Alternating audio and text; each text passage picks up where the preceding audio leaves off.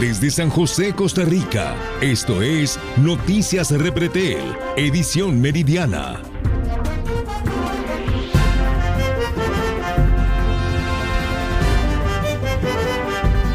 Qué placer estar nuevamente con ustedes. Bienvenidos a esta edición del mediodía de Noticias Repretel. Vamos de inmediato a las informaciones. Lo podrán.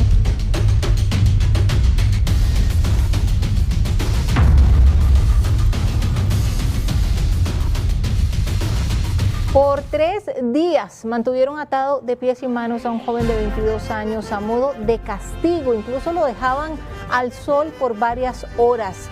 Este martes fue detenido uno de los sospechosos y se está a la casa de otros 2 involucrados también en este caso en Alajuela. Hernán Barrantes, adelante. Melissa, realmente es una situación bastante dramática la que vivió este joven de tan solo 22 años a manos de este grupo que lo mantuvo cautivo por 3 días, amarrado de pies y manos y torturado. Uno de los castigos, como usted mencionaba, Melissa, era dejarlo varias horas al sol, sin acceso al agua, sin acceso a una sombra, sin acceso a ningún tipo de mecanismo que pudiera evitar que sufriera algún tipo de lesión por las quemaduras del sol. Y es que es parte del accionar de los grupos criminales que están operando en diferentes puntos del país, que han venido copiando situaciones que se dan en otros países, principalmente en México, donde los cárteles del narcotráfico actúan con suma violencia contra sus rivales, y esto es lo que estamos viendo en este momento. Esto llevó a que, gracias a una acción que realizó la fuerza pública, se lograra liberar a la víctima. De inmediato inició la investigación y el día de hoy se han realizado este allanamiento con un amplio operativo en el sector de calle El Mono, en Rincón Chiquito de la Guásima de Alajuela. Es una acción en la que participan el OIJ, la Fuerza Pública y la Policía Municipal para poder controlar la situación, ya que es una zona considerada sumamente violenta. Realmente se requirió todo este despliegue policial y al final se logró el objetivo de los agentes judiciales, que es detener al sospechoso. En este caso, también las autoridades de Fuerza Pública y Policía Municipal, como vemos en estas imágenes, lograron la aprehensión de una importante cantidad de personas a quienes se les verificaron sus identidades, también su estado migratorio y también si tenían algún tipo de cuenta pendiente con la justicia, alguna orden de captura activa o si eran buscados por alguna otra diligencia judicial, y en aprovechar el momento del ingreso de los agentes judiciales.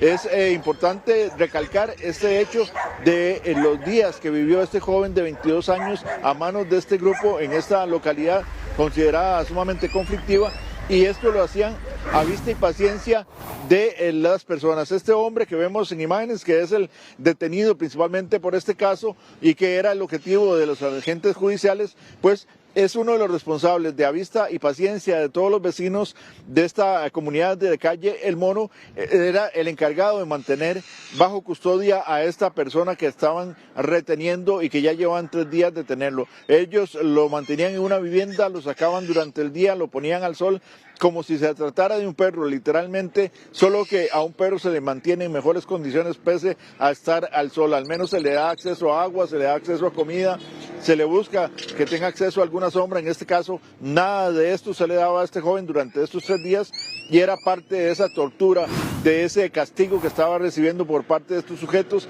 y este detenido pues es uno de ellos. El detenido es otro jovencito de tan solo 23 años de apellido Lara, quien ya está a las órdenes del Ministerio Público para que en las próximas horas sea presentado ante el juzgado penal y se solicite prisión preventiva en su contra. Realmente pues alarmante el grado de violencia con lo que están actuando los grupos criminales, y todo se debería a una disputa entre organizaciones diferentes que se dedican a la venta de drogas en esta zona de la Guásima de Alajuela. Recordemos que esta localidad el año anterior registró un importante incremento en hechos de violencia. Este año ya inicia con situaciones similares, donde también se ha dado homicidios. Incluso la noche de ayer se dio un homicidio en una comunidad muy cercana a esta, que fue intervenida el día de hoy.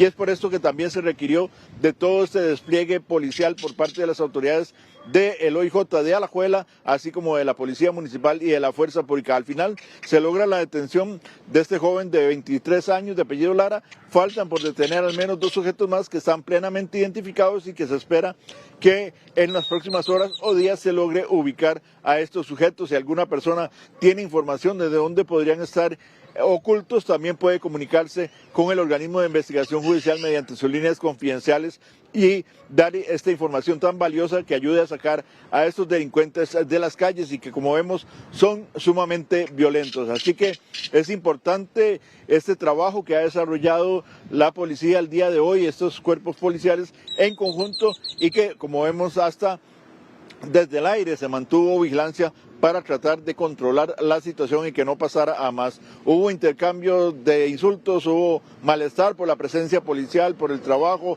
que estaban realizando los agentes tanto del OIJ como los otros cuerpos policiales, así que pues todo esto es parte de la situación que se vive en estas comunidades calificadas o consideradas como conflictivas, ya que incluso los mismos vecinos se molestan por la presencia policial, ya que les impiden pues otras actividades, muchas de ellas ilegales lamentablemente, y la presencia policial los afecta y esto es lo que ellos quieren evitar. Sin embargo, afortunadamente se logra realizar el trabajo por parte de las autoridades con tranquilidad, sin mayor incidencia, y finalmente se logra la detención del objetivo principal que tenían las autoridades, que era este sujeto de 23 años.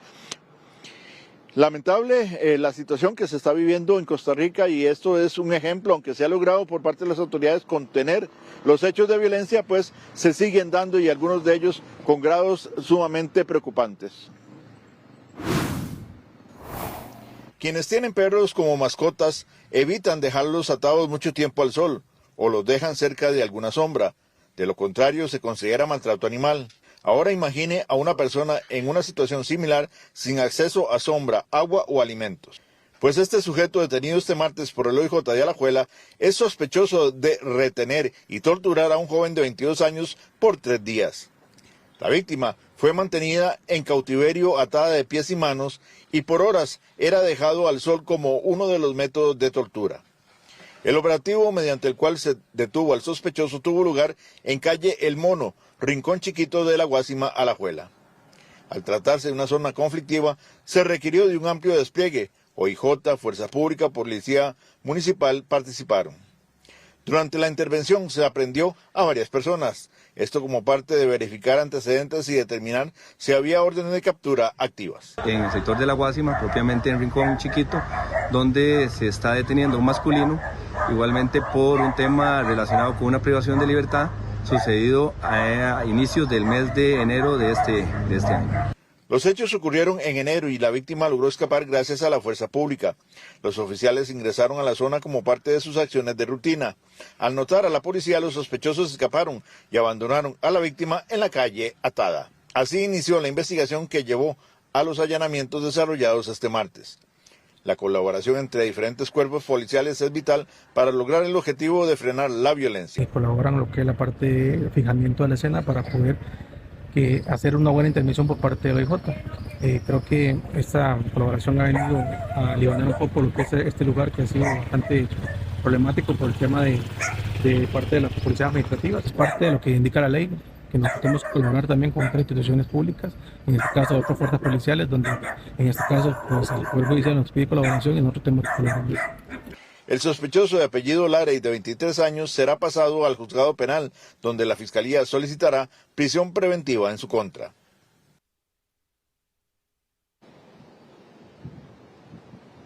Importante trabajo desarrollado por la Oficina Regional del OIJ de Alajuela en colaboración con otros cuerpos policiales que, aunque no se logró la totalidad de las detenciones, sí se logra la captura de este sujeto como principal involucrado en estos hechos, y sin duda alguna la colaboración ciudadana va a ser vital para que se logre dar con el resto de los involucrados.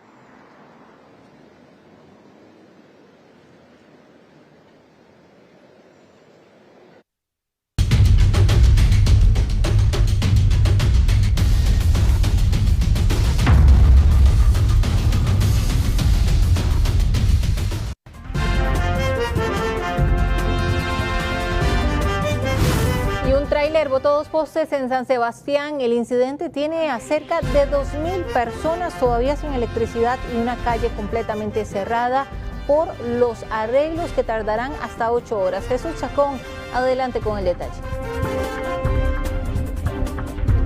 Elisa, así es, trabajos que se mantienen todavía acá por parte de la Compañía Nacional de Fuerza y Luz, Instituto Costarricense de Electricidad y algunas empresas de cableras que se han hecho ya presentes al sitio donde se ha estado realizando la sustitución de 2 postes que fueron derribados luego de que un camión pasara y se fuera, bueno, pues incrustado en la cabina y terminara arrancando tanto el tendido eléctrico como los postes. A pesar de que sucedió a eso de las 3:15 de la madrugada de este martes, bueno, pues desde las 8 de la mañana ya se encuentra el personal de la Compañía Nacional de Fuerza y Luz realizando el reemplazo y el trabajo pertinente en este sector. Ya son 8 postes que se derriban este 2026 generados por cables bajos. Lo que habría ocurrido en este sector es que durante la tarde del lunes se estuvo presentando un vehículo acá, un camión pesado con matrícula hondureña que realizó un giro y dejó unos cables, bueno, pues prácticamente caídos, los arrancó, quedaron bajos y fue cuando estuvo generando incidente durante el lunes. Se hizo presente una de estas empresas de cable, generó un arreglo pues momentáneo, puso unas gasas y demás, sin embargo estas por horas de la noche se dieron y volvió a quedar el cable bajo y es cuando genera este incidente de que el camión terminara pues llevándose el cable y terminara derribándose estos 2 postes en este sector de San Sebastián, que ha mantenido tanto más de 2 cuadrillas de la compañía, cerca de unas 12, 15 personas que se han mantenido en este punto y que han generado pues esa situación y que mantienen todavía la presencia para lograr restablecer el fluido eléctrico a estos casi 2.000 vecinos del sector de San Sebastián, que se espera que sea eso de las 4 de la tarde que ya se pueda restablecer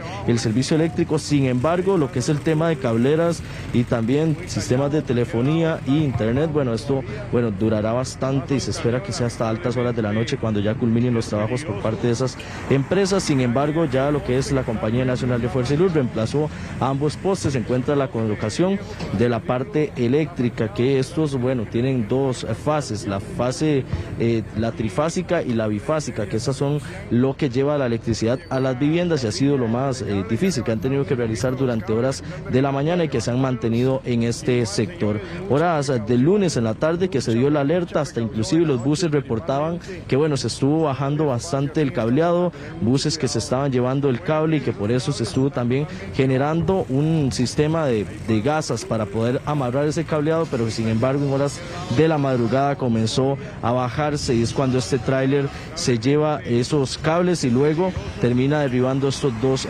postes. Vamos a escuchar lo que han indicado algunos de los afectados acá en el sector de San Sebastián, una calle que se mantiene cerrada, vecinos sin electricidad, algunos que les ha tocado salir a buscar el almuerzo y otros que inclusive han tenido que ingeniárselas debido a que están sin internet y sin electricidad.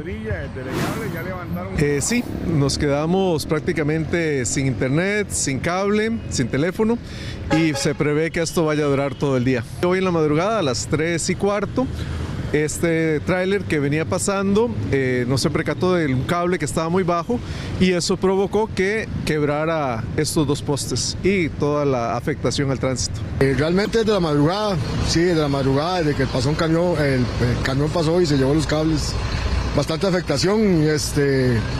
Bueno, yo vivo en un condominio, no tenemos luz, ahí es terrible, se cierran los portones, no abren, es algo bastante tedioso, ¿verdad? Y hay que salir a buscar el almuerzo, mi hermano. Se nos toca llevarnos por acá o por la rotonda de allá, es un poco más complicadito, sí, más vueltica. Parte de eso también le genera, bueno, ese tipo de situaciones que dicen que desde ayer se estaban presentando acá también. Sí, desde ayer tarde presentaron los cables ahí un poquito bajos y no se hizo nada, por eso pasó lo que pasó.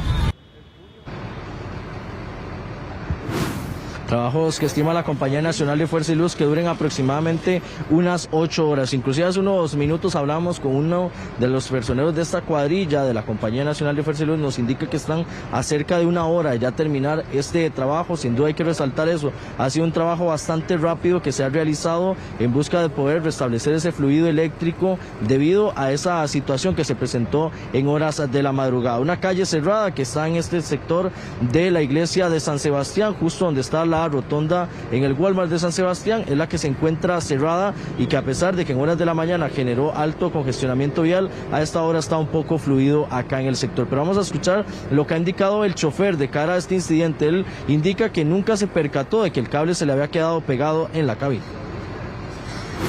Un susto de madrugada nada más, yo venía normal y cuando nada más escucho un estruendo y veo para atrás, un poco de chispas y todo eso, y cuando nada más siento que me detiene el camión nada más, donde el cable se engancha en la cabina, y por dicha solamente fue el susto, fue eso pasó nada más. Lo que me voy dando cuenta es que el día de ayer un camión se anduvo llevando los cables y al parecer no hicieron nada y quedaron bajos. Parte de esto, bueno, algunas medidas que tomará también la Compañía Nacional de Fuerza y Luz será determinar si el camión cumplía las mediciones y la altura que se establece para estas carreteras, debido a que con esto también se podría iniciar un proceso de cobro. Recordemos que cada poste sustituido, el valor que se toma como principal son cerca de 1.500.000 colones. En este caso, al ser 2, serían 3 millones de colones, y a esto habría que sumarle parte de los servicios también que se están brindando por diferentes situaciones, tanto como el reemplazo del cableado, además de horas extra que se le podría generar también como un gasto adicional a este conductor en caso de que se determine si él incurrió en una falta que podría provocar esta emergencia que estuvo presentándose acá en horas de la madrugada. Escuchemos lo que ha indicado la Compañía Nacional de Fuerza y Luz de cara a este incidente. Efectivamente, al día de ayer, en horas de la tarde, aproximadamente 4:30 de la tarde, nos avisaron de unas líneas bajas que estaban cerca de la iglesia de San Sebastián. Al proceder a inspeccionar en el lugar, nos percatamos de que eran líneas de comunicaciones que estaban con poca altura. En el lugar habían empresas de cables de comunicaciones reparando sus líneas, dándoles altura, y posteriormente a las 2:30 de la mañana aproximadamente nos avisaron de que un camión se había enganchado en ese mismo lugar con líneas de comunicaciones y nos quebraron 2 postes. En este momento tenemos 1.846 clientes sin energía y tenemos un estimado de 8 horas para restablecer el servicio ahí. Bueno, en este caso sí, el camión quedó ahí, pero viene el proceso de que hay que ver la altura del camión, si está dentro de lo permitido por la ley de tránsito para ese tipo de camino, y el costo ya total se va a determinar después, ¿verdad? Nosotros tenemos un promedio, pero siempre va a variar. En este caso son 2 postes quebrados lo que hay. Lo primero es que si observan cables bajos nos hagan el reporte por medio del 1026 o el 800 de energía. Y en cuanto a las personas que manejan camiones con cargas especiales, que tomen la previsión de que pueden enganchar líneas y pueden ocasionar daños.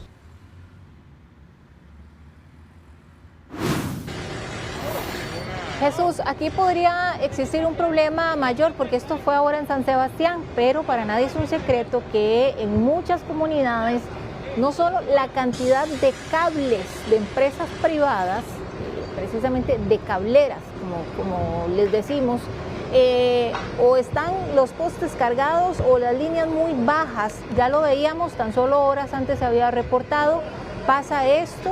¿Qué pasa si se comprueba que, que el conductor sí tenía la medida correspondiente? ¿Podría existir un cobro a las cableras? Porque yo creo que ya estos costos también, vea lo que se expone, la cantidad de gente sin electricidad, 2 postes en el suelo y que no pasó a más, pero las cableras también deberían tener ya aquí un nivel de responsabilidad también, Jesús.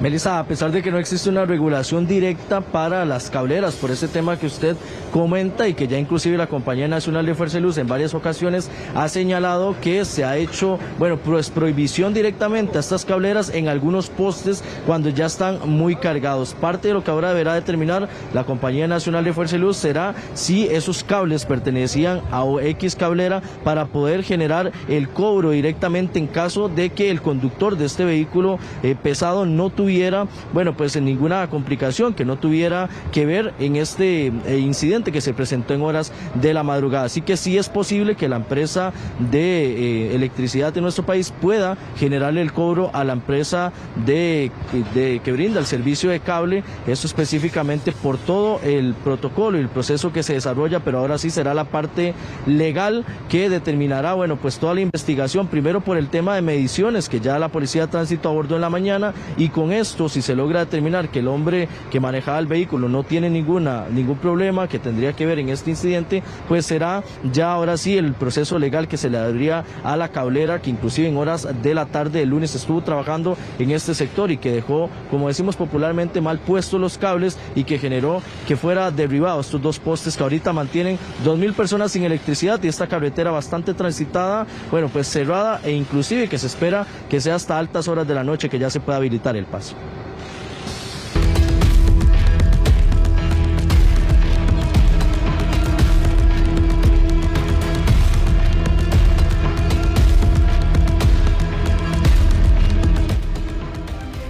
Y de verdad nunca nos dejamos de sorprender. El Ministerio Público solicitará medidas cautelares contra los oficiales detenidos en Liberia, entre estos la inhabilitación del cargo y la suspensión, además de firmar.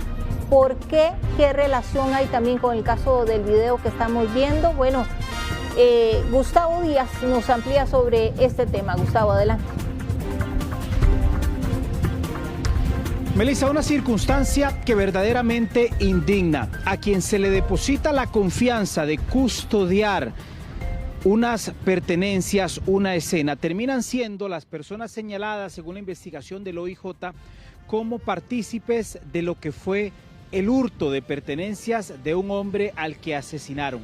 Y el OIJ el día de ayer ratifica la captura de los dos oficiales de la delegación de Playas del Coco, destacados en esa delegación policial.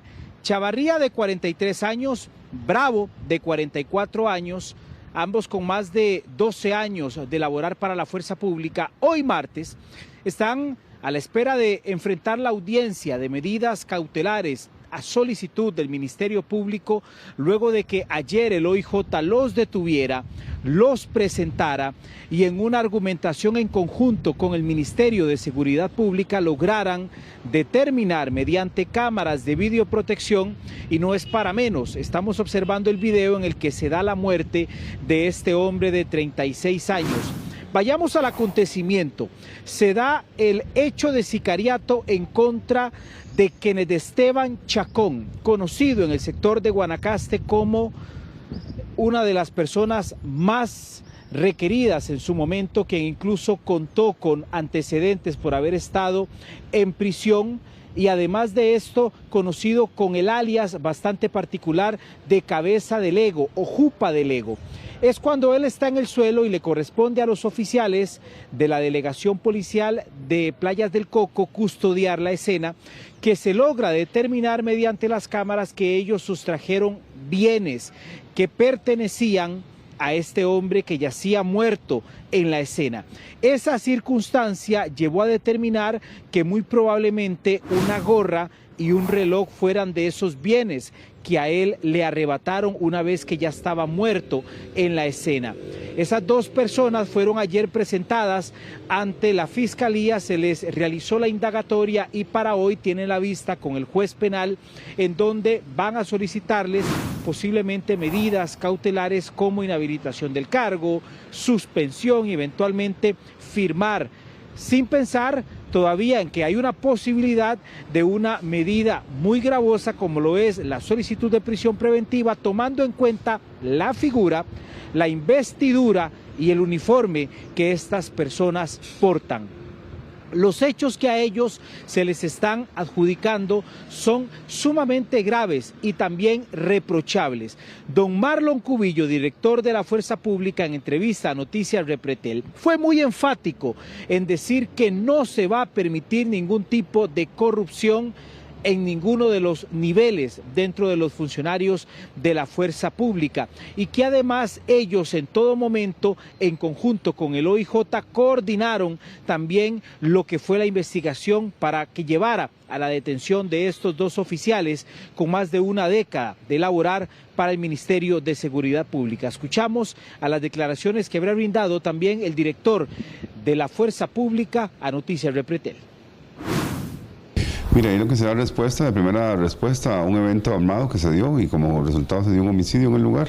Cuando los jefes de la zona analizan los videos de la zona para determinar responsables, logran determinar una conducta improcedente con los protocolos establecidos para atender sitios de muerte. Y como resultado de eso se hacen las coordinaciones con Policía Judicial y con Fiscalía para proceder como corresponde en derecho. Mire, sobre los temas esos, el tema de Fiscalía no sé cómo irán a resolver, si vamos a soltar medidas cautelares de acuerdo a las pruebas que presentó la Policía Judicial y nosotros. Y a nivel administrativo nosotros lo que vamos a ver es un procedimiento administrativo disciplinario para efectos de determinar la responsabilidad de ellos. Habría que revisar la normativa si se puede hacer una suspensión del cargo. Aquí pueden existir con la sola acción de los dos oficiales ya veteranos, tampoco son recién ingresados a la institución. Les conlleva, por supuesto, una consecuencia penal importante, pero un señalamiento ético y moral todavía más directo hacia ellos. Incluso el Ministerio Público valoraría no solamente el hecho de que se haya dado el hurto, sino que esto podría transformarse en un hurto agravado según la cuantía económica de lo que se robó, tomando en cuenta además que no fue una persona, sino que fueron dos. Y rematando también a nivel penal con el hecho y el acontecimiento de que la víctima habría sufrido en ese momento ya su muerte, completamente indefenso, una de las circunstancias que el artículo muy bien lo estipula. Y es que si hablamos del tema de robo agravado, incluso podría existir una pena que estaría alcanzando hasta los 10 años de prisión.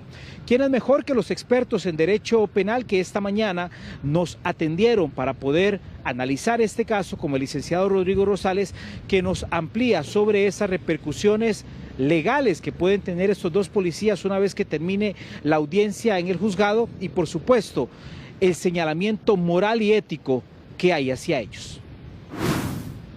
Ese resguardo de la escena no solo no lo realizan, sino que lo alteran, lo prostituyen y eventualmente se aprovechan de esa investidura para obtener un lucro injusto de lo que se encuentra en esa escena. A mí me parece, más allá de lo reprochable penalmente, que la conducta es absolutamente antiética e inmoral, porque también lesiona el buen nombre de la institución, que estoy absolutamente seguro y convencido de que hay N cantidad de policías probos y decentes. Yo considero que estamos en presencia de un concurso ideal de delitos. ¿Por qué un concurso ideal? Porque con una sola acción se lesionan varios bienes jurídicos tutelados por el derecho. En primer término, sin lugar a dudas, hay un hurto. A mí me parece incluso que podría ser un hurto agravado, que tiene pena de prisión. ¿Por qué un hurto agravado? Que tiene una pena de prisión de hasta 10 años. Porque los bienes podrían encuadrar dentro de la cuantía para que sea agravado. Hay dos o más personas cometiendo la ilicitud del acto. Y además aprovechan el infortunio de quien está en esa condición, es decir, la persona que sufrió la desgracia de ser asesinado, ajusticiado, y entonces viene la policía y lejos de custodiar la escena, saca provecho del infortunio y de la desgracia de ese ser humano. Los oficiales Chavarría y Bravo son excepciones muy desatinadas al comportamiento que deben de tener los oficiales de la fuerza pública. No son muchos los casos que se investigan o expedientes que se abren a nivel administrativo y judicial con respecto a delitos que cometen oficiales, pero sí hay una gran cantidad de expedientes abiertos en la parte administrativa del Ministerio de Seguridad Pública y también a nivel judicial, que por ejemplo en lo que corresponde a Fuerza Pública, durante un año Se habla de que son aproximadamente 1.300 expedientes. Eso conlleva a que cada mes son denunciados y se da una apertura de investigación interna por parte de la fuerza pública al menos a 115 oficiales. Y si lo vemos por día, estamos hablando y se traduce en que son de 3 a 4 policías los que todos los días son investigados por incumplimiento de deberes, por abuso de autoridad. Son los dos delitos más recurrentes a los que ya los oficiales de la fuerza pública son en su momento también señalados y se abren investigaciones respectivas. Don Gustavo Mata, exministro de Seguridad Pública, también hacía referencia esta mañana ante consulta de Noticias Repretel por las circunstancias que llevaron al OIJ a detener a estos dos policías con el vergonzoso hecho que aparentemente cometieron.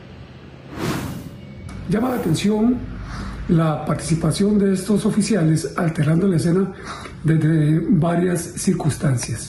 Primero que todo, si se debió a un hecho por un simple hurto de bienes de la persona que en ese momento mataron, pues es un hurto, está bien.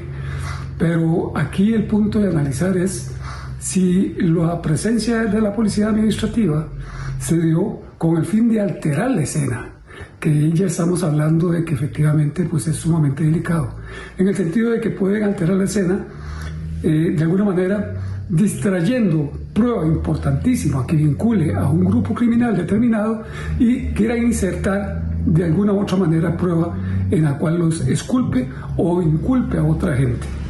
La participación de cuerpos policiales con el crimen organizado no es nada nuevo, es una situación que realmente debe preocupar.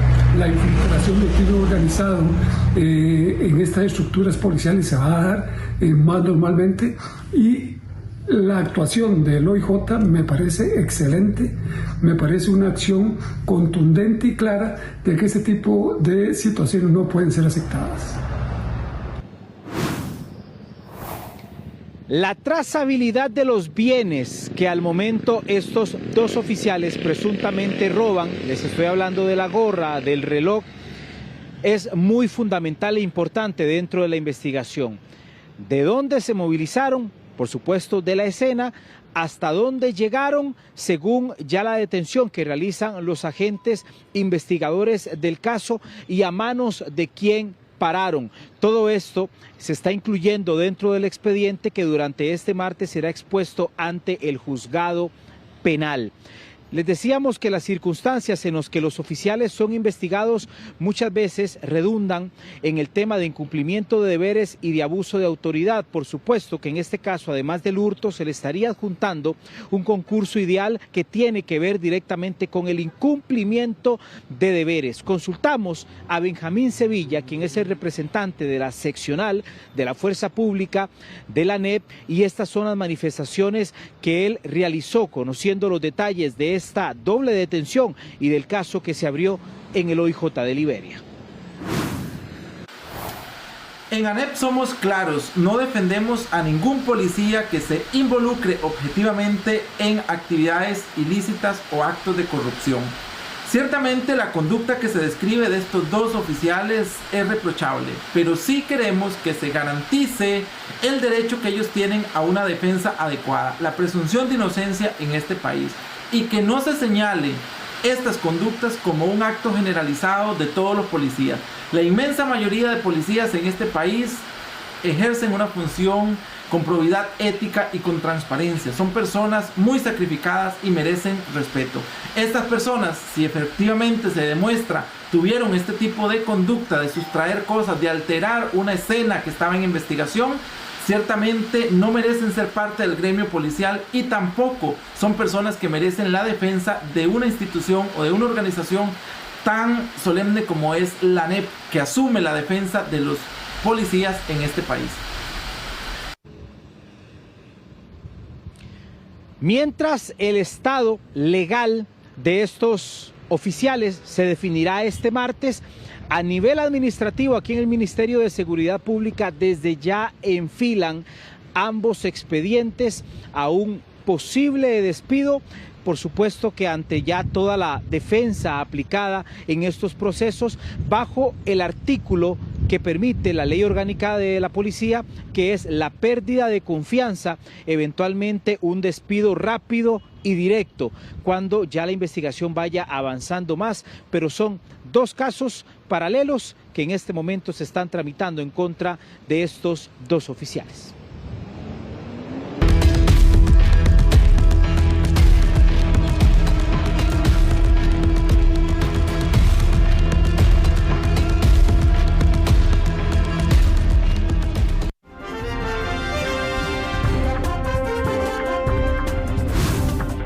Y agentes policiales investigan la agresión sufrida de una pareja de estudiantes del colegio en Aguacaliente de Cartago. En el video se observa un sujeto que saca un arma de fuego, incluso aquí está, amenaza a los estudiantes. También se observa claramente la cara del agresor, por lo que las autoridades judiciales piden la colaboración de la ciudadanía para dar con el hombre. Preliminarmente se manejó el caso como un intento de asalto, pero después se determinó que se trataría más bien de una amenaza contra el estudiante, que corre incluso tras ser amenazado por este sujeto que estamos viendo. Ahí incluso está ocultando su arma. Si usted sabe quién es, por favor comuníquese con el OIJ, la línea confidencial. Nuevamente las imágenes. Y dos privados de libertad perdieron la vida en centros penales en las últimas horas. En Liberia murió un reo de apellido Chávez, de 62 años, quien fue ubicado en los servicios sanitarios de la celda. Fueron otros presos quienes alertaron sobre la muerte del hombre, por lo que activaron todos los protocolos establecidos. En el centro penal Jorge Arturo Montero, en San Rafael de Alajuela, también fue reportada la agresión sufrida por un reo de apellido Corea, de 44 años. A este lo trasladaron al hospital de Alajuela tras haber sido víctima de una agresión por parte de otro privado de libertad. Luego de una valoración fue dado de alta, pero este lunes volvió a presentar problemas de salud que derivaron en su muerte. Ambos casos son investigados por los agentes judiciales. Y durante una operación desarrollada por la policía se toparon con un arsenal que era trasladado por dos hombres integrantes de una organización criminal de la zona en una caja para verduras en Limón 2000. Se trata de 16 fusiles de guerra, hechizos o caseros, como también se le conoce, 3 pistolas 9 milímetros, municiones, varias partes elaboradas también en 3D para confeccionar fusiles AR-15 y pistolas de armas no letales, listas para ser alteradas y convertirlas en letales. Ellos se suman a 3 sujetos detenidos el domingo, cuando también encontraron 2 motos robadas, así como un AK-47 y una pistola, esto en Liverpool. También en Limón, todos están a la orden de las autoridades judiciales para definir su situación. Una incursión en la zona de Limón 2000, donde ubican a 2 sujetos que llevan una canasta y uno de los sujetos lleva un arma de fuego. Le dan seguimiento, ingresan a una vivienda, que al final era un taller de construcción de armas o de fabricación de armas. Proceden con la detención, sacar la caja que transportaban. Los sujetos tenían un arma en su mano y una en la cinta de la cintura, y el otro sujeto estaba maniobrando otra arma. Entonces son detenidos, sacados a la vía pública, y debido a que es una zona de alto riesgo y que ya empezaron a salir miembros de otras estructuras, fue necesario el traslado a la delegación más cercana. Y un vecino de Upala recibió una condena de 11 años y 3 meses de cárcel por mostrarle sus partes íntimas a 2 niños y matar a la mascota de ambos. Según la sentencia, el condenado además ocasionó daños a la casa de la madre de los menores y le lanzó piedras a la mujer. Fue entonces condenado a 11 años y 3 meses de cárcel. Y para este martes se espera que las condiciones del tiempo se mantengan estables y secas, con poca nubosidad y temperaturas cálidas, muy característico ya del mes de marzo. Según el Instituto Meteorológico Nacional, no se esperan lluvias en el territorio nacional. Eso sí, el aumento de la presión atmosférica sobre el Mar Caribe va a acelerar los vientos alisios, lo que provocará fuertes ráfagas que podrían incluso superar los 100 kilómetros por hora. Durante el día tendremos poca nubosidad, lo cual permitirá que los termómetros registren temperaturas cercanas a los 30 grados Celsius hacia el Valle Central y que superen los 32 grados Celsius a lo largo de la costa del Pacífico, incluso pudiendo alcanzar hasta 35 grados Celsius en la llanura de Guanacaste. Hacia la zona norte y el Caribe, los termómetros podrían alcanzar hasta los 32 grados Celsius cerca de la costa y en las partes más bajas de estas regiones. Como es usual para esta época del año, no estamos previendo precipitaciones para este día.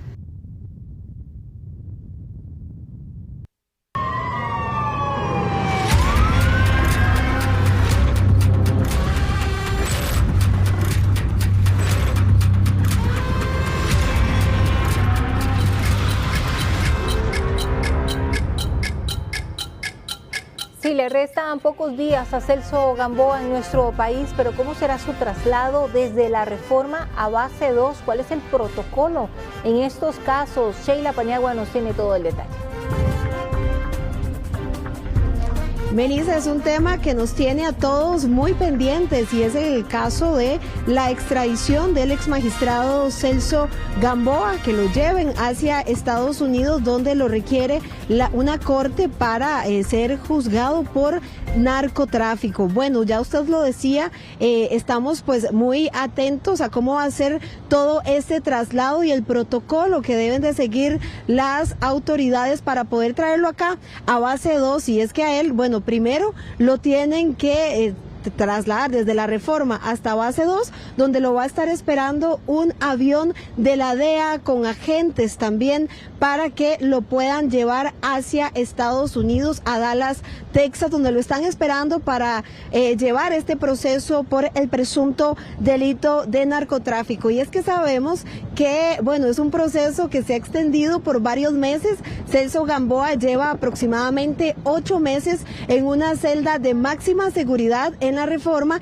esperando a que sea llevado a Estados Unidos. Ya él tuvo una audiencia en los tribunales de San José, donde le dieron la oportunidad de que se viera con familiares y que pudiera despedirse de ellos para que ya lo pudieran trasladar incluso a una cárcel en Estados Unidos. Pero bueno, hay algo importante acá que destacar, y es que las autoridades están a la espera de un documento donde indiquen de que a él no lo van a condenar a cadena perpetua o a una condena mayor a los 50 años. Recordemos que la condena de 50 años es la que se permite acá en nuestro país, y eso es lo que ellos están esperando, a que Estados Unidos se comprometa a que no le den una pena mayor a los 50 años y por supuesto que se acople a la legislación costarricense. Ha sido pues un trámite lento, pues les indico que han sido 8 meses de esta persona en una celda de máxima seguridad. Ha enfrentado incluso varios juicios que tenía pendiente acá en Costa Rica, incluso uno de ellos fue el caso conocido como Ropita de Bebé, donde en apariencia pues él habría ido a Panamá a comprar ropa con Juan Carlos Bolaños, quien está involucrado en el caso de El Cementazo. Bueno, la Fiscalía solicitó un criterio de oportunidad para separar a Celso Gamboa de este caso y que el proceso de extradición se pudiera agilizar. Ahora pues están a la espera de este documento en donde pues se señale de que no le van a imponer una pena mayor a los 50 años ni a cadena perpetua, pues esto es lo que diría el convenio incluso de extradición que habría firmado Costa Rica para que a estas personas, cuando sean trasladadas allá,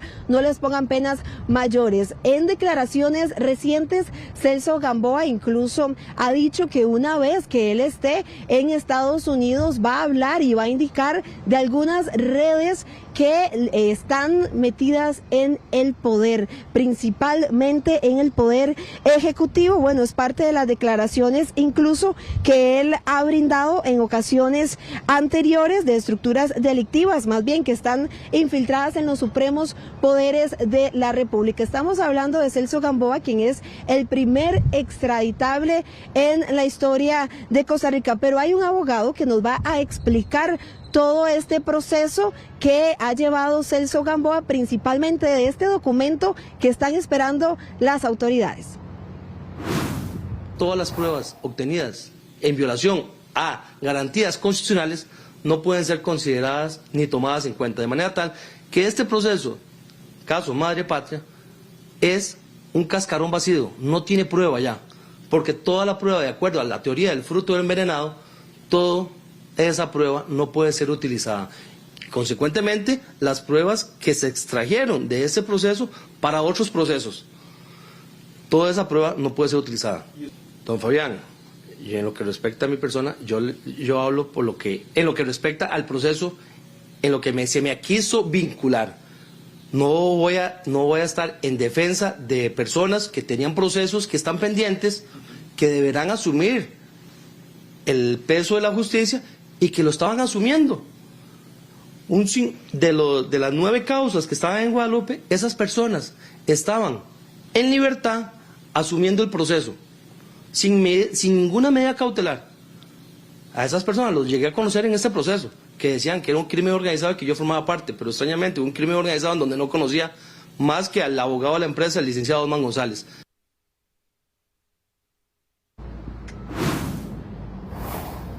Bueno, y es que Estados Unidos acusa a Celso Gamboa de liderar una red de narcotráfico que operaba en Centroamérica y que como mercados principales tenía Estados Unidos y Europa. Esto en apariencia asociado también a otros grupos de la región. Hemos escuchado incluso que lo relacionaban con el Clan del Golfo y con otras estructuras criminales. Y según lo que indica la acusación es que él aparentemente habría utilizado todo su perfil, su conocimiento para poder realizar el envío de droga hacia Estados Unidos. Incluso Celso Gamboa, que brindó las declaraciones a Noticias Repretel, incluso indicaba de que hacía falta nada más que lo vincularan con el cártel de Sinaloa. Vamos a escuchar nuevamente al abogado, quien nos explica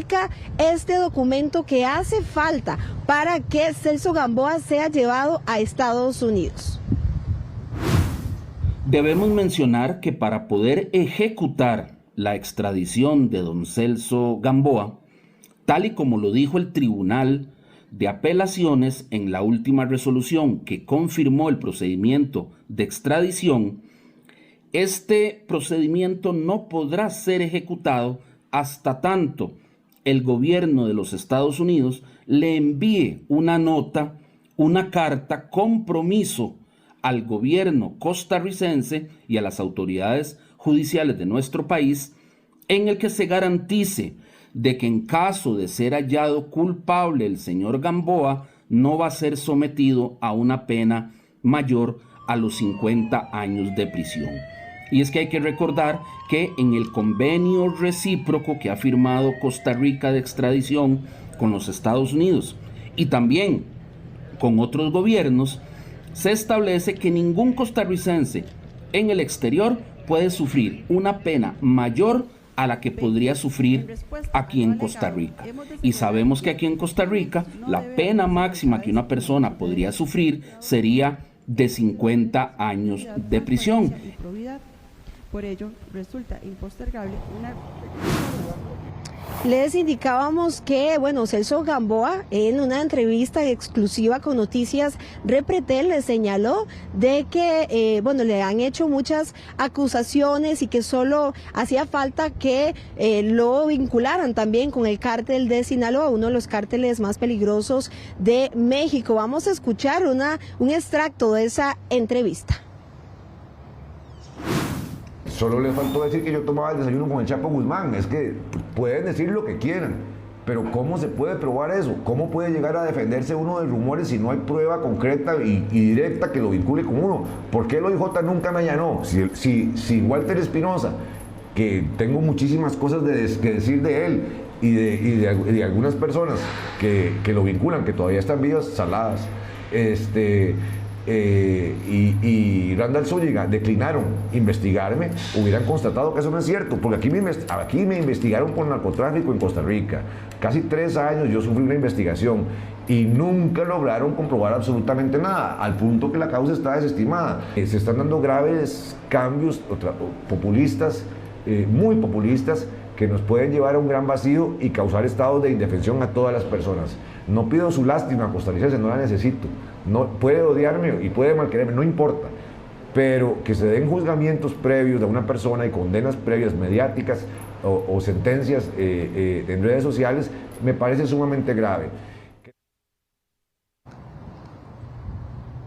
Bueno, y lo que muchos se preguntan es cómo será el traslado de Celso Gamboa desde la Reforma hasta Base 2. Y antes de explicarles esto, quiero comentarles, y ya lo hemos visto incluso en ediciones anteriores, el amplio despliegue policial que han realizado las autoridades judiciales cada vez que trasladaban a Celso Gamboa desde la Reforma hasta los tribunales donde debían enfrentar algunos juicios. Incluso a él lo trasladaban en estos vehículos blindados conocidos como La Bestia, un amplio operativo, policía de tránsito, quienes abrían paso. También el equipo táctico del OIJ que lo trasladaba él desde la Reforma hasta los tribunales donde debía pues enfrentar estos juicios. Bueno, pues es una situación similar a la hora de que vayan a trasladar a Celso Gamboa desde la cárcel La Reforma hasta Base 2, acá en el aeropuerto Juan Santamaría, donde lo va a estar esperando un avión de la DEA. El traslado será pues desde el centro penal hasta el aeropuerto.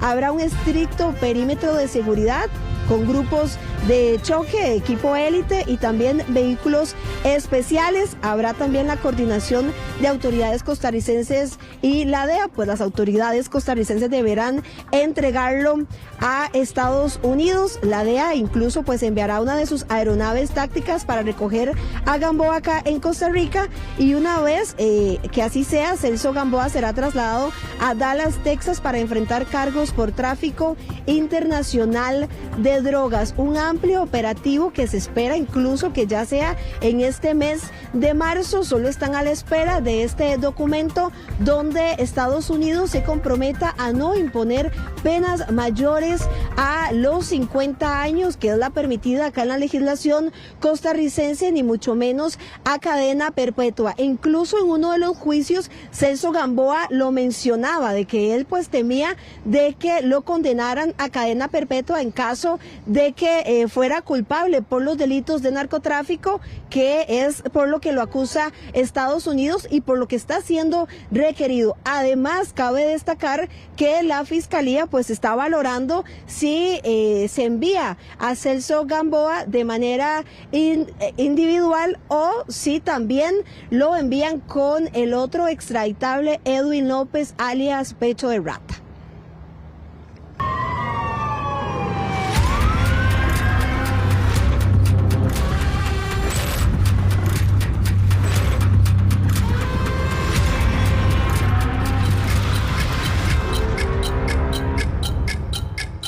Y el ex juez penal acusado en el caso Madre Patria sostiene que es inocente del delito que le acusa la Fiscalía y asegura que acusará a los funcionarios que tramitaron la causa en su contra. Fabián Mesa nos tiene toda la información en vivo. Fabián, adelante. Melissa, tenemos que recordar que el caso conocido policialmente como Madre Patria se dieron los allanamientos el 25 de julio del año 2024. ¿Qué es lo que está investigando la Fiscalía?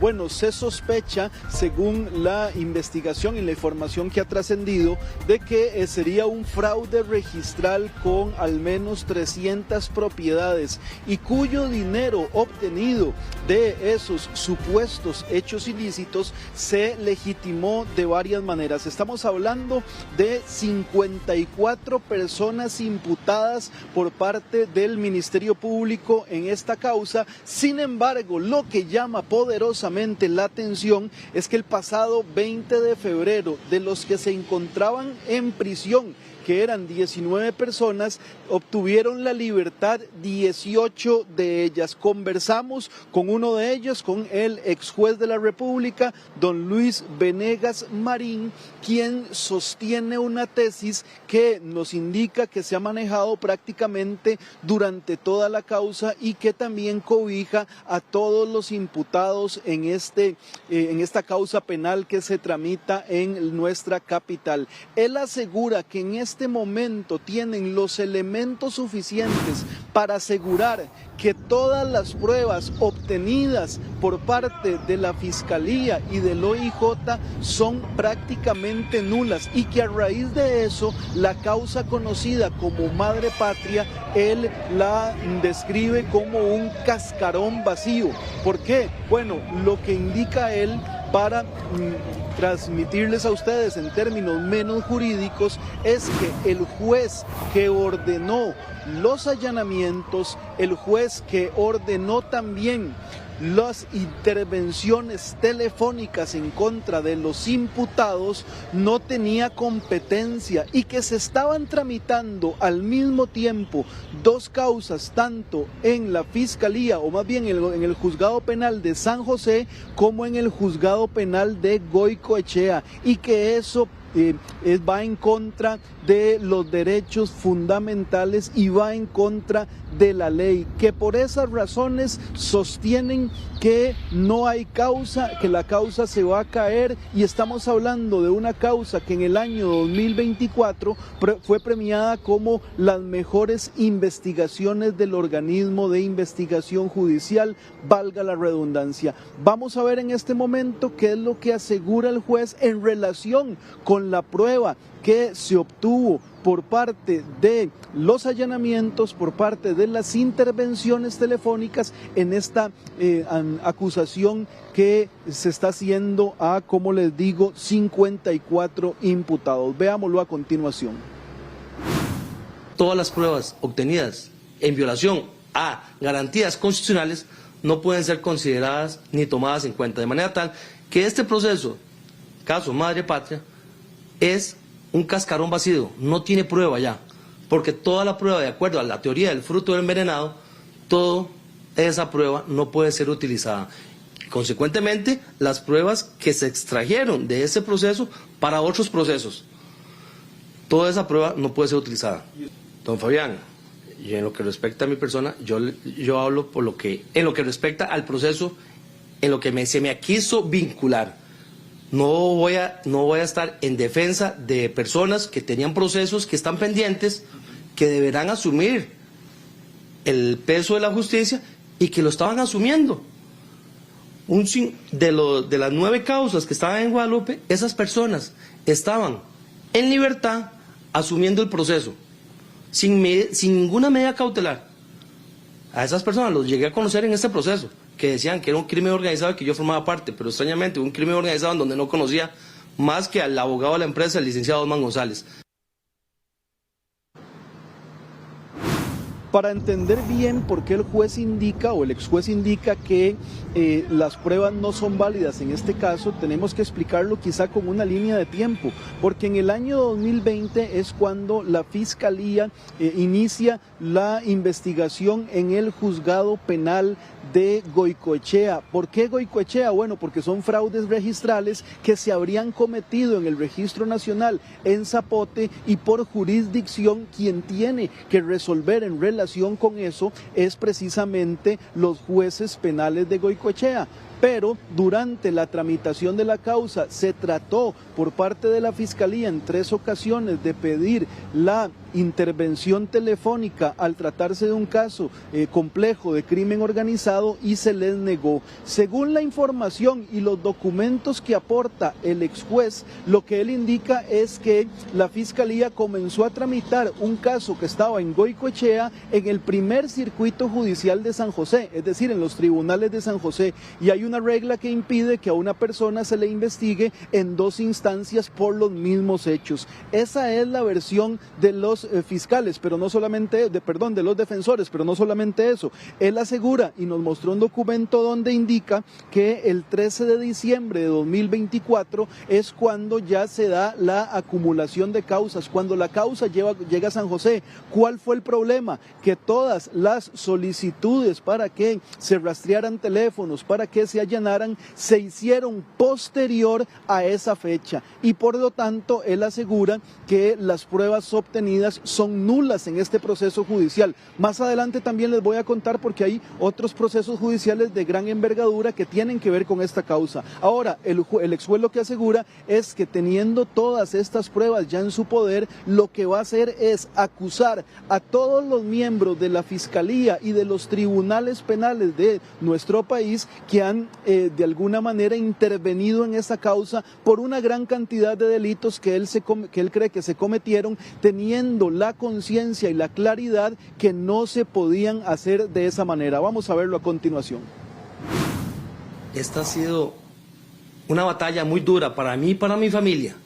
El nombre de la familia, el nombre mío como profesional, lo mancillaron, lo vilipendiaron. No solamente consecuencias nefastas en lo que fue alguna vez lo que el núcleo, el grupo de empresas que teníamos, después de tener 100 empleados, 25 tiendas, el día de hoy lo que tenemos son 4 empleados sin ninguna tienda en operación. Yo esto no lo voy a dejar a la libre.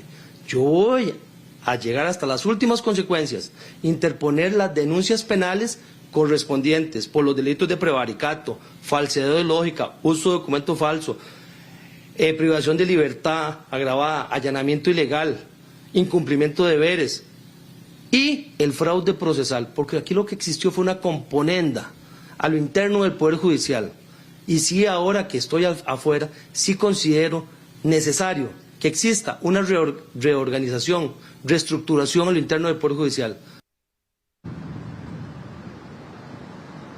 Por último y no menos importante, el caso Madre Patria y estos rastreos telefónicos hicieron que se abriera un archivo o una investigación paralela en contra del diputado de la República, Leslie Bojorges, en un caso que se llamó Richter. Sí, la tesis de la defensa de que todas esas pruebas no son nulas, no se pueden utilizar, también beneficiaría de forma paralela el caso que se abrió en contra del diputado del Partido Unidad Social Cristiana, que en algún momento se declaró independiente, Leslie Bojorges. Esto es una consecuencia también de lo que están planteando la defensa en un caso que la Fiscalía dice que va a seguir tramitando y que va a seguir sosteniendo en contra de estos 54 imputados. Muchísimas gracias, Fabián, por toda la información. Y en otros temas, el Cuerpo de Bomberos trabaja en la extinción de 3 grandes incendios forestales que se concentran en Guanacaste. Eric Meléndez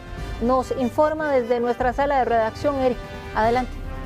Elisa, muy buenas tardes. Estamos hablando de 3 incendios de los 8 que están activos a esta fecha según el Cuerpo de Bomberos. Estos 3 que alcanzan la categoría máxima y están en la provincia de Guanacaste, específicamente en Tempate, en Santa Cruz, también en Carrillo y Tamarindo. Parte de las atenciones, y vamos a las imágenes del trabajo que está realizando el Cuerpo de Bomberos a esta hora de la tarde y que ha consumido ya en este 2026 más de 2.000 hectáreas de bosque. Estamos hablando de 58 emergencias que contabiliza el Cuerpo de Bomberos a esta hora de la tarde y que ha generado también la movilización desde varios puntos del país para poder abocar y tener por completo apagar estas llamas que por supuesto están amenazando ante la fuerza de los vientos que están azotando al Pacífico Norte de nuestro país y que generan que estos avancen con muchísima más fuerza. Incluso, bueno, el Cuerpo de Bomberos realiza rondas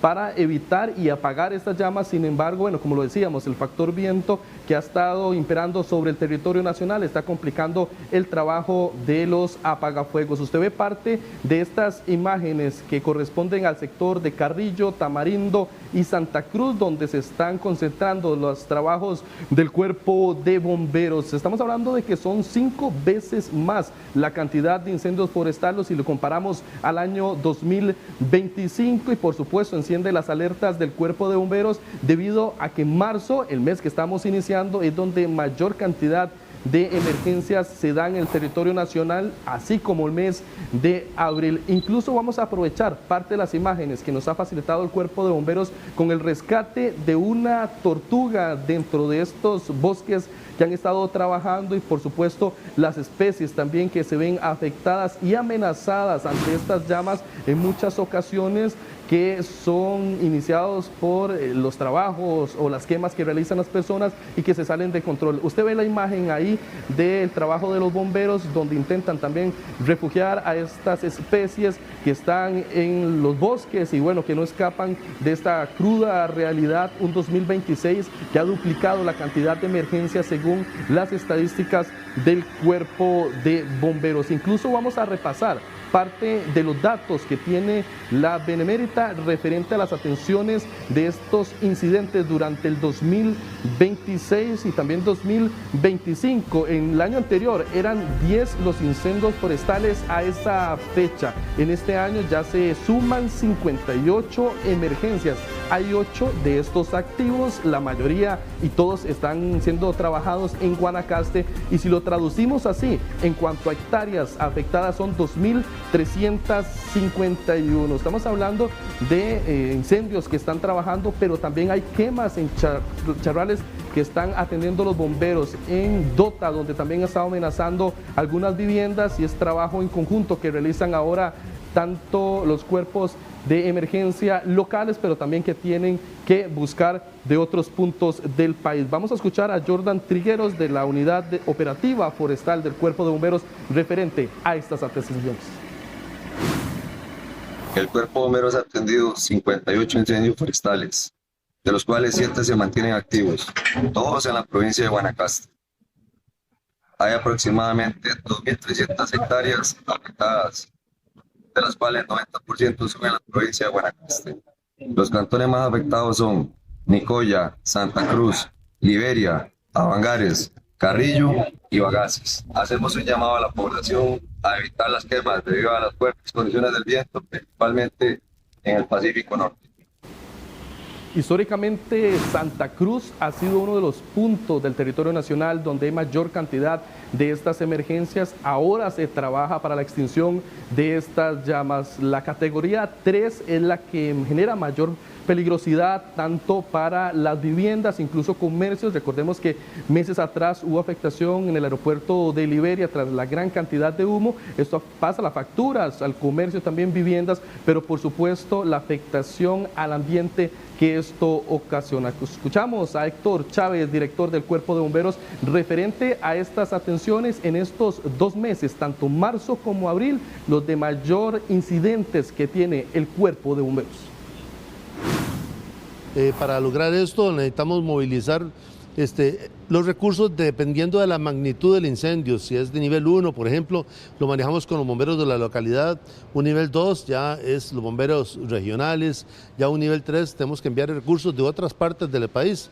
Entonces nuestra intención es controlarlos en la primera etapa, para que el fuego no se haga grande, no requiera mayor cantidad de recursos, pero sobre todo para que no genere mayor daño. Entonces este sistema de alerta temprana, de atacar el incendio en su etapa inicial, evita muchas veces que los bomberos tengan que permanecer en la montaña una semana trabajándolos, ¿verdad? Esa es nuestra intención.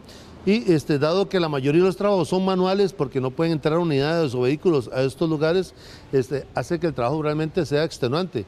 Ya en lo que llevamos del año, pues ya tenemos personal que ya está agotado, ahora tenemos que rotar con otras partes del país.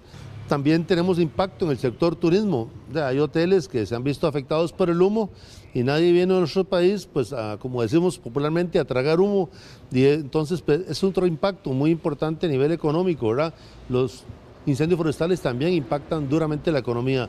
No hay ningún beneficio en un incendio forestal, ninguno, y por eso hay que evitarlos. Replanteamiento de trabajos que el Cuerpo de Bomberos debe estar organizándose todos los días debido a que tienen que movilizar bomberos de varios puntos del país, principalmente de la provincia de Guanacaste, donde se están concentrando estas emergencias. Más de 2.000 hectáreas consumidas. No se han contabilizado estos 3 de grandes dimensiones, Melissa, que se están trabajando. Por supuesto, vamos a estar muy pendientes de lo que es el trabajo del Cuerpo de Bomberos en estas zonas y que afectan a los bosques de nuestro país.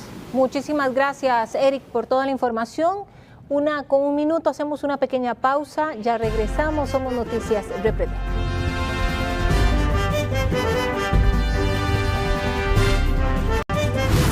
Continuamos con más de Noticias Repretel y el líder de una banda dedicada a asaltar camiones y furgones fue detenido en Cartago, mientras que un delincuente dedicado a atacar locales cayó tras allanar su casa en Oriamuno. Hernán Barrantes nos tiene el detalle. Hernán, adelante.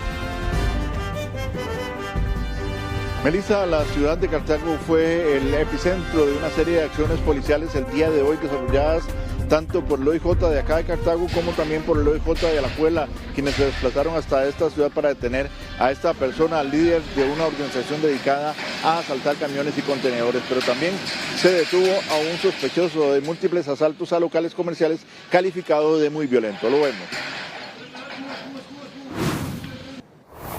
Una distancia de 44,3 kilómetros debieron desplazarse estos agentes de la Oficina Regional del OIJ de Alajuela para desarrollar un allanamiento. El objetivo, detener a este sujeto de apellidos Quirón Sánchez, de 34 años.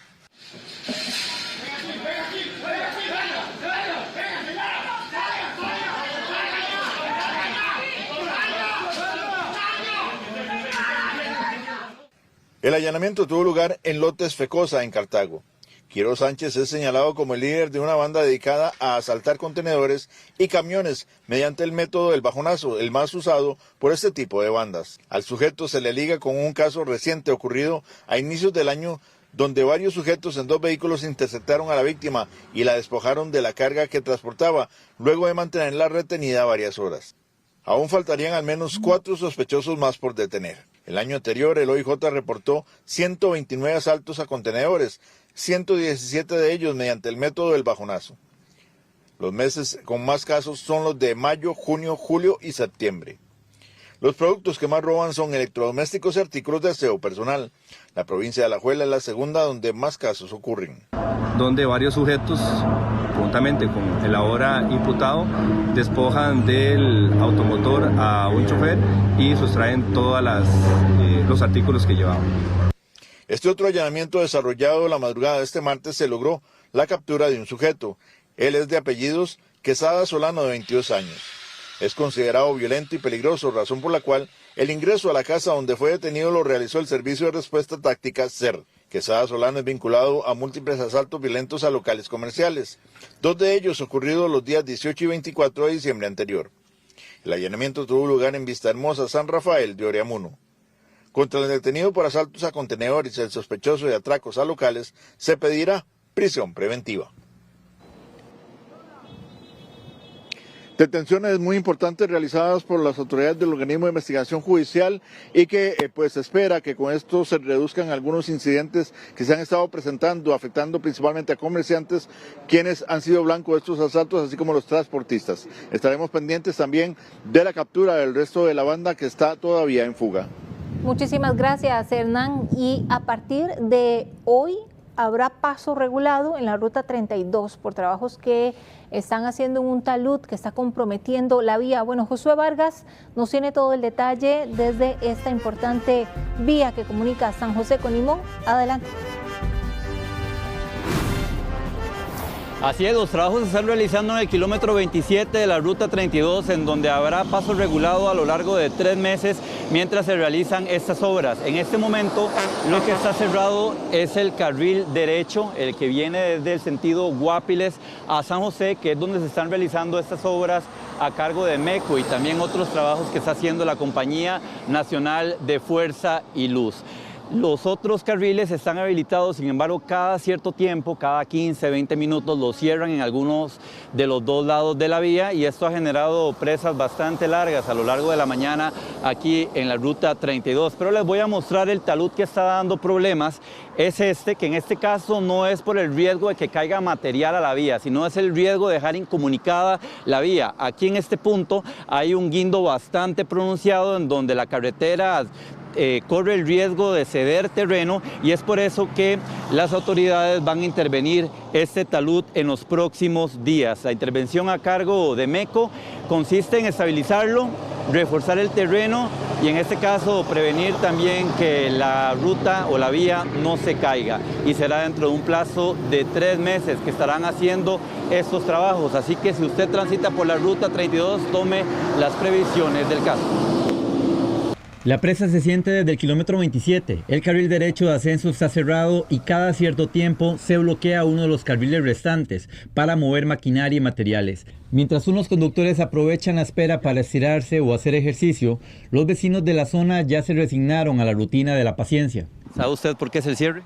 Hoy no, de hecho me lo venía subiendo normal y me lo topé porque al final en la 32 es así, es una sorpresa. ¿Ya están acostumbrados ustedes a los cierres?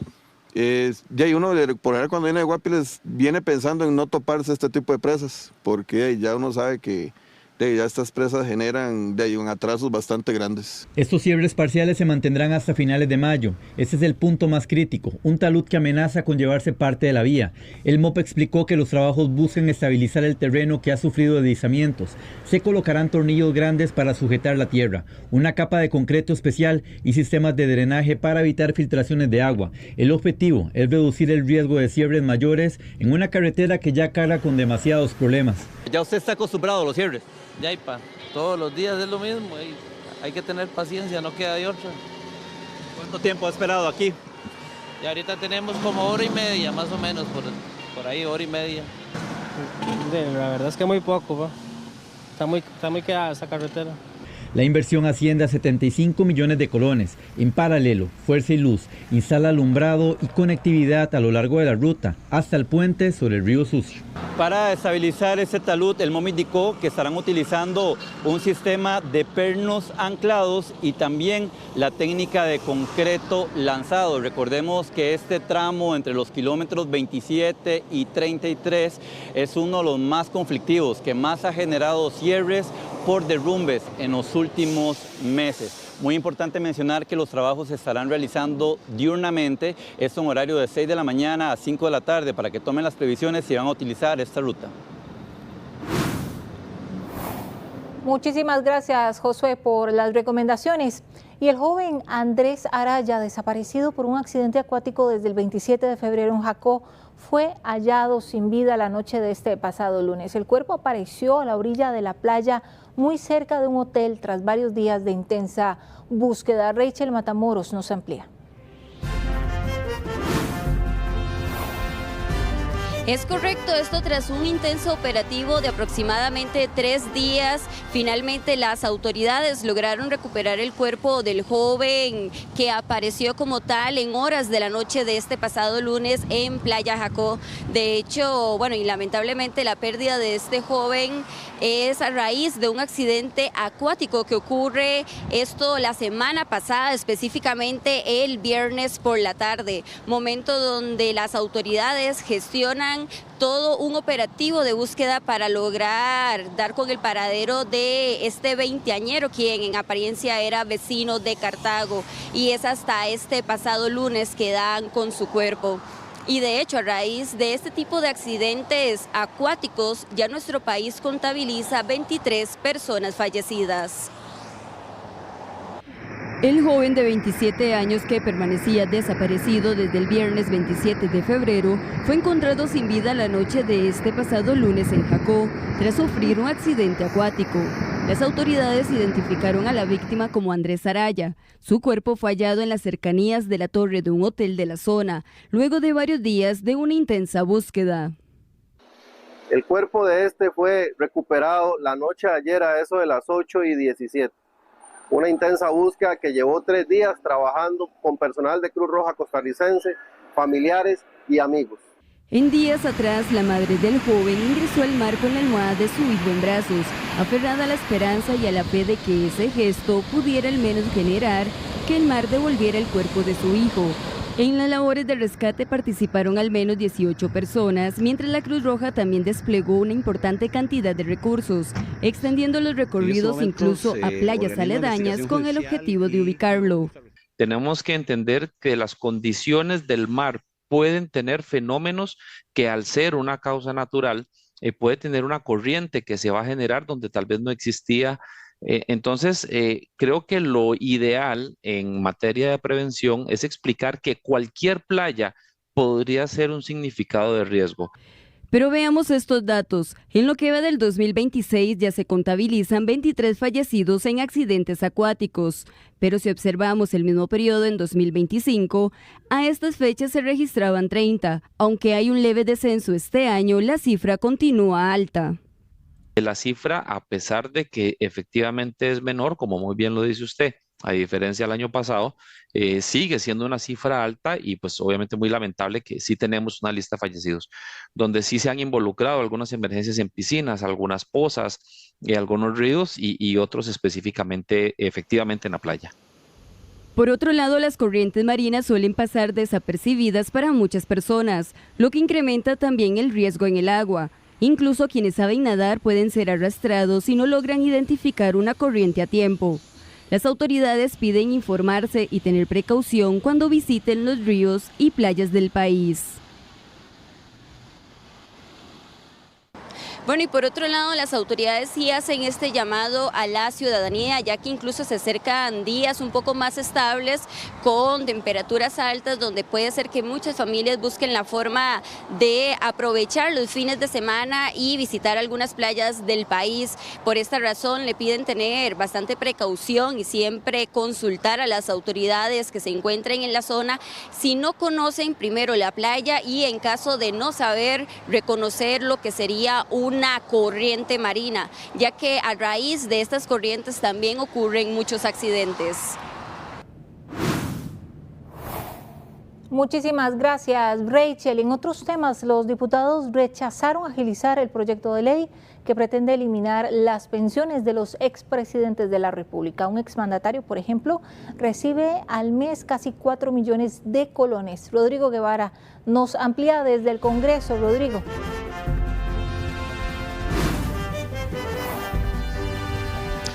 El Estado costarricense destina anualmente 500 millones de colones para el pago de las pensiones a los expresidentes de la República. Un tema que ha generado debate aquí en el plenario legislativo y en el cual una vía rápida pretendía eliminar estas pensiones para los próximos presidentes de la República. Sin embargo, el tema no avanzó por los diputados.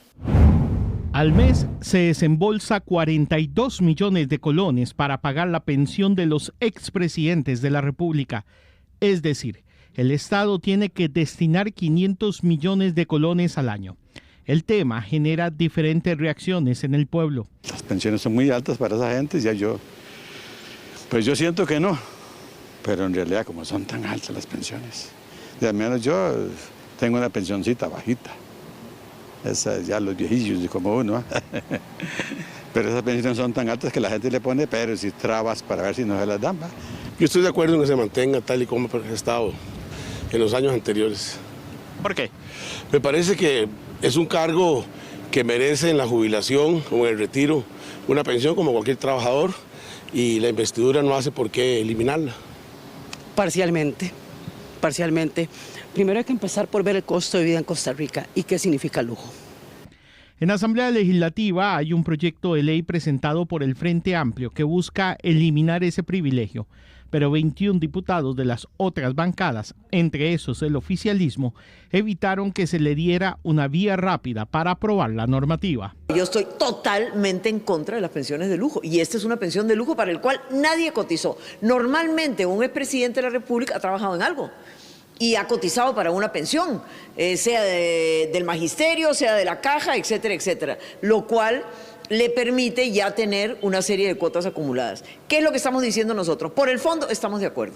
No vamos a aprobar la vía rápida. Qué raro. Tiene 2 años este proyecto de estar en la corriente legislativa y hasta ahora piden la vía rápida. ¿Por qué será? A ver, dígame, ¿por qué será? ¿Porque quedó Laura Fernández de presidente? ¿Puede ser? El objetivo es demasiado claro, pretende eliminar esas pensiones y ya está. No hay mayor explicación que haya que dar. En el fondo lo que pasa es que están protegiéndole la pensión a Rodrigo Chávez, la pensión de lujo que va a recibir el presidente Rodrigo Chávez y que van a recibir los siguientes expresidentes en el futuro. Y desde el Frente Amplio vamos a insistir en la necesidad de eliminar ese privilegio y sobre la necesidad de otras discusiones a mayor profundidad. Por supuesto, hablemos del tema de pensiones en general, pero eso no es excluyente de avanzar eliminando este privilegio. El próximo jerarca en recibir una pensión sería Rodrigo Chávez, quien deja su cargo el próximo 8 de mayo. Un punto que sigue generando también conversación en la sociedad costarricense, quienes hay algunos que sí lo apoyan y hay otros que todavía creen que los presidentes merecen una pensión de este tipo. Un tema que quedará para el debate de los próximos diputados de la Asamblea Legislativa. Y les quisimos consultar a todos ustedes en nuestras redes sociales. ¿Deben eliminarse las pensiones de los expresidentes? Un 96% nos dijo que sí y solo un 4% nos dijo que no. Esta encuesta la encuentra en el Facebook de Noticias Repretel Costa Rica. Todavía puede ir a votar y darnos su opinión. Vamos a hacer una pausa comercial, ya regresamos con más.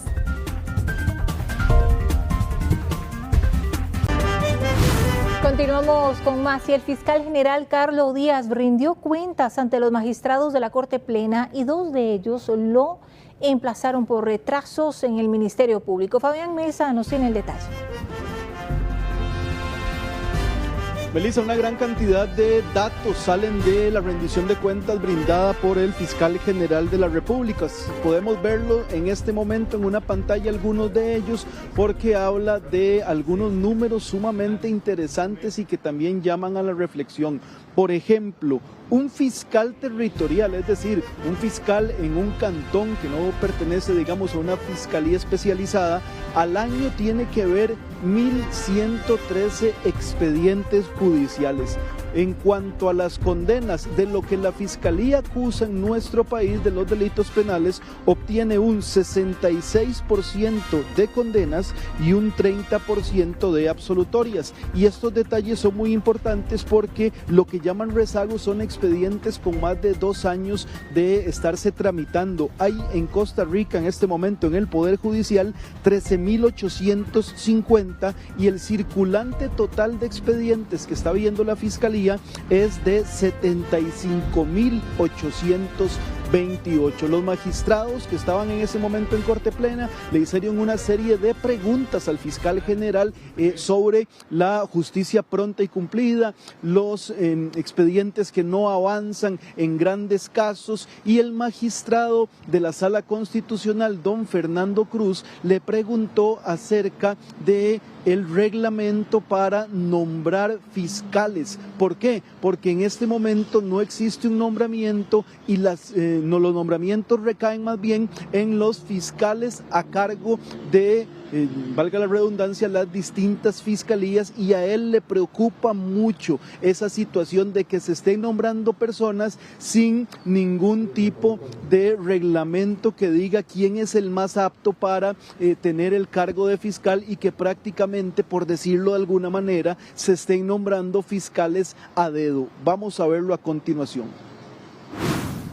No es posible que usted a 4 años después no tenga un reglamento de carrera fiscal. Y todos los problemas que hemos tenido con los nombramientos que usted ha hecho, y creo que ha salido bien librado del tema, eso no es el problema. El problema es que institucionalmente una persona en su condición no debe tener una potestad tan abierta para que usted nombre según su criterio a todos los fiscales en el país. Le pasó el tiempo, si pudiéramos ir concretando la consulta. Vea, don Orlando, perdóneme que le diga, este es un tema de mucha importancia. Yo no estoy consultando y tengo aquí un deber de expresar y controlar lo que hace la Fiscalía. Yo estoy en desacuerdo con usted. Si a usted le parece, yo termino ya. Pero realmente es la primera vez que yo siento que usted me hace una limitación que tiene que ver con el ejercicio de una función muy importante, que es el control de los fiscales. Pero bueno, a usted le parece que ya debo ir terminando. Sí, no, para ir concretando sinceramente se lo digo, hablando con todas las palabras. ¿Cómo es posible que usted me diga que ya vaya terminando para liderar porque tenemos que ir a almorzar? En el reglamento ya estamos prácticamente en las últimas diligencias. queremos presentar un buen producto. En realidad no somos expertos en derecho administrativo como para poder formular un reglamento de manera expedita. Y yo, don Fernando, sí, no coincido con ustedes. Esto yo no recuerdo haberle prometido a usted un reglamento en 6 meses, ni mucho menos. Se espera entonces que dentro de muy poco la Fiscalía tenga un manual para nombrar de manera adecuada, con requisitos y no al antojo, los fiscales de las distintas representaciones del Ministerio Público en nuestro país, tal y como lo indicó el fiscal general don Carlos Díaz ayer, que precisamente estaba rindiendo cuentas ante los magistrados de la Corte Plena. Muchísimas gracias, Fabián. Vamos a hablar ahora del caracol gigante. Hace rato no los vemos, ¿verdad? ¿Qué se hizo? ¿Desaparecieron? Bueno, al parecer entró en un periodo de hibernación por la época seca. Sin embargo, ya se recolectaron más de 400 moluscos este año en 2 comunidades de Heredia. Tracy Morales nos amplía. Tracy, adelante.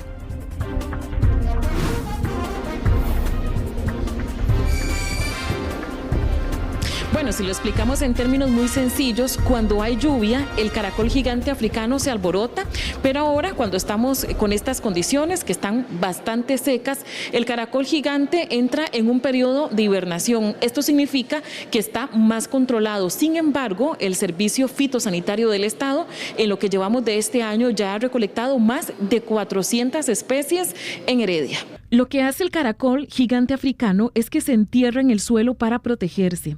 En periodo de época seca, este molusco entra en una etapa de hibernación. Esta condición climática, según el Servicio Fitosanitario del Estado, facilita que el caracol pueda ser recolectado con mayor facilidad.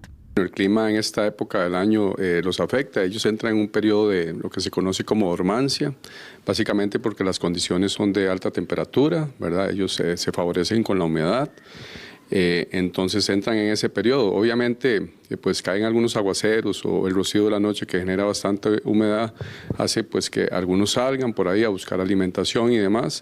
En total se han recolectado 8.436 de estas especies entre el 2025 y lo que llevamos de este año. Pero entre enero y febrero, el Servicio Fitosanitario del Estado ha capturado a 465 moluscos. Se mantiene bajo vigilancia 150 hectáreas en las comunidades de San Lorenzo y Mercedes Sur en la provincia de Heredia, donde recordemos se ubicaron los brotes desde finales del 2025. No tenemos reportes de algunas otras zonas, digamos, circunvecinas en Mercedes Sur o en San Lorenzo, donde de repente haya podido movilizarse el caracol. Habría que esperar un poco cuando vuelvan las lluvias y ver si de repente encontramos de parte de la ciudadanía algún reporte. Esperamos que no, porque hemos hecho un esfuerzo con nuestro equipo para ejercer el control y para evitar justamente eso, que se pueda desplazar.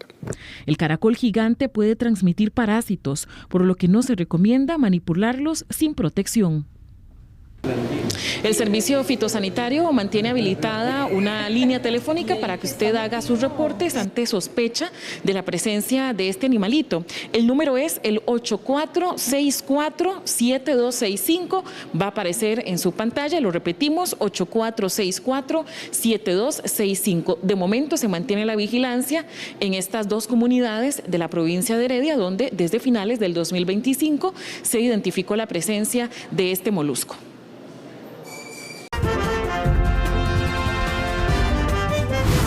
Costa Rica es caro, sí, yo sé que todos ya lo sabemos porque lo percibimos en nuestro bolsillo, pero si yo le digo que además es el tercer país más caro de América Latina, ¿a qué se debe esto? Génesis Castillo nos informa. Así es, y es que son varios los factores que están influyendo en que Costa Rica sea un país bastante caro para vivir en comparación a otros países de la región. Y es que esto se debe a los temas de impuestos, son muchísimos y también están bastante elevados. Además, Costa Rica es un país que está dependiendo de las importaciones. Las economías altamente dependientes de las importaciones encabezan la lista de los países más caros para vivir en América Latina y el Caribe. Costa Rica es el tercer país más costoso. Es decir, los costarricenses deben de sacar más dinero del bolsillo en comparación a otros países para hacerle frente a las necesidades básicas. Bueno, y la verdad que está bien caro. Sí, bueno, como dice uno, hay que andar, ¿verdad? Preguntar, no irse uno de inmediato a un negocio porque no se puede tampoco, ¿verdad? Bueno, está un poco difícil, sobre todo para la gente muy humilde, ¿verdad? Que tiene que pagar alquileres y que tienen chiquitos en las escuelas, ¿verdad? Eso es lo que más cuesta. El ranking 2026 de Numbeo revela fuertes contrastes entre el Caribe, Suramérica y Centroamérica. La lista de países más caros de América Latina la encabezan Puerto Rico, Uruguay, Costa Rica, Panamá, México, Cuba y Argentina. Que tenemos una deflación, la cual se supone que es negativa, no quiere decir que el índice de precios finales al consumidor sea más barato. Esto quiere decir que los precios finales por costos de producción y otros factores pueden subir. Contrario a Costa Rica, Colombia se posiciona entre los países más baratos de la región. Pero, ¿qué influye en que seamos más caros? En este caso, las importaciones, menor competitividad, infraestructura logística costosa e impuestos elevados. Eso según un análisis de la revista Mercado. Si yo voy a otros países, en el caso de Colombia, pues a la hora de hacer esa diferenciación entre el peso colombiano y el colón tico, claramente el colón tico se ha apreciado ante el peso colombiano y sentimos como costarricenses a la hora de viajar una rebaja en ese costo. ¿Qué pasa con esto? Si bien es cierto, se abre la oportunidad al costarricense de viajar, en poco o en nada aporta a la economía nacional, porque el turista que podría ir a hacer turismo dentro del país está saliendo del país y por esto pues claramente no tenemos esa apreciación. El índice compara los precios de productos, servicios básicos, transporte, restaurantes y entretenimiento. Costa Rica tiene la inflación más baja de América Latina y sí, es cierto. Hay productos y servicios que han bajado de precio, pero no es el caso de todos los alimentos. Por eso muchos costarricenses no perciben una baja en el costo de la vida. Y también ahora hay bastantes opciones para que los consumidores elijan y esto es muy positivo porque pueden comprar en los supermercados, directo al productor, en las verdulerías, carnicerías y esto hace que haya variedad de precios y no solo eso, sino también calidades para elegir. Muchas gracias, Génesis. Y una vecina de Cartago logró sacar adelante a su familia a punta de su emprendimiento, de muchísimo esfuerzo. Hoy es una de las mascareras más reconocidas del país. Ser mujer es poder. Cuando una mujer se cuida, nada la detiene. Canesten B presenta Mujeres Empoderadas. A raíz de un accidente que sufrió su esposo hace algunos años y que lo dejó sin la posibilidad de trabajar, doña Elena Hernández, vecina de Cartago, tuvo que salir de su zona de confort y emprender para sacar adelante a su familia. Así nació su negocio, impulsado por la necesidad y la determinación de no rendirse. Mi esposo sí, efectivamente, tuvo un accidente muy grave en el que casi pierde la vida y en que yo me veí en ese momento con todas las cuentas, ¿verdad? De un hogar, inclusive la de la casa, porque estábamos estrenando la casa. Teníamos 6 meses de haberla estrenado y tenía también mi hija 6 meses de haber nacido. Yo inicié primero pintando botellas, tejas y piedras. Jocosamente yo siempre digo que fui piedrera, pero una piedrera de las buenas, ¿verdad? Porque pintaba piedras porque eran mis lienzos en ese momento. Doña Elena se dedica a la creación de artesanías elaboradas con materiales desechables, a los que les da una segunda vida a través del arte. Su especialidad son las mascaradas de leyendas costarricenses, aunque también realiza pinturas, títeres y trabajos personalizados según las solicitudes de sus clientes. Su negocio creció tanto que llegó a representar al país en el extranjero con sus artesanías.